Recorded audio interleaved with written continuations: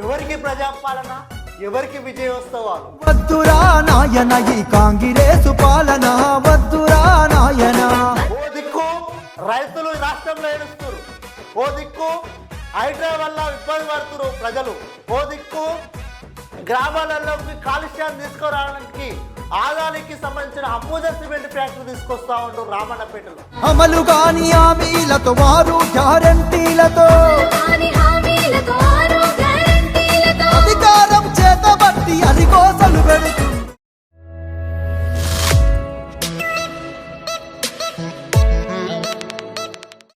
ప్రజాపాలన సంవత్సర కాలం గడిచిన సందర్భంగా ప్రజాపాలన విజయోత్సవాలు.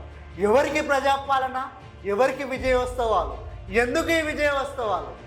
ఈ కాంగ్రెస్ గవర్నమెంట్ సంవత్సర కాలం పూర్తి చేసుకున్న సందర్భంగా తెలంగాణ రాష్ట్రంలో సంవత్సర కాలం కాంగ్రెస్ గవర్నమెంట్ పూర్తి చేసుకున్న సందర్భంగా ప్రజాపాలన విజయోత్సవాల పేరిట కార్యక్రమాలు నిర్వహించబోతా ఉంది ఈ రాష్ట్ర సర్కార్.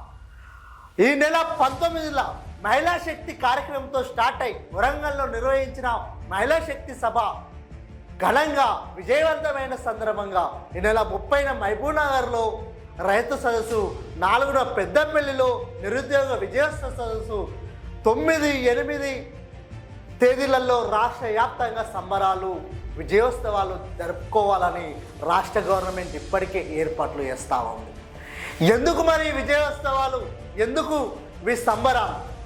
ఓ దిక్కు రైతులు రాష్ట్రంలో ఏడుస్తున్నారు, ఓ దిక్కు హైడ్రా వల్ల ఇబ్బంది పడుతున్నారు ప్రజలు, ఓ దిక్కు గ్రామాలలోకి కాలుష్యాన్ని తీసుకురావడానికి ఆదానికి సంబంధించిన అంబుజా సిమెంట్ ఫ్యాక్టరీ తీసుకొస్తా ఉంటారు రామన్నపేటలో.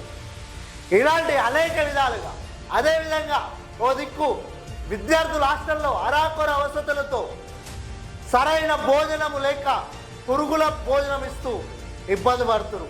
ఓ దిక్కు కళ్ళాలలో ఇంకా ధాన్యం ఉంది, ఇంకా కొనలు.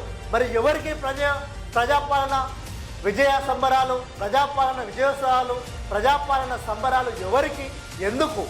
ఎప్పటికైనా ముఖ్యమంత్రి రేవంత్ రెడ్డి సంవత్సర కాలంలో మీరు ఇచ్చిన హామీలన్నీ పూర్తయినాయా? రైతు రుణమాఫీ అన్నారు, రైతు రుణమాఫీ నిజానికి మాఫీ అయినదా? పూర్తిగా మాఫీ చేసినారా? 2 లక్షల రూపాయలు. ఇవన్నీ జరిగితే మీరు కార్యక్రమాలు నిర్వహించాల్సింది కాదు, ప్రజలే సంబరాలు చేసుకొని కార్యక్రమాలు నిర్వహిస్తారు. ఎందుకు, ఎవరి కోసం ఈ ప్రజాపాలన? ప్రజలందరూ ఆలోచించాల్సిన అవసరం ఉంది.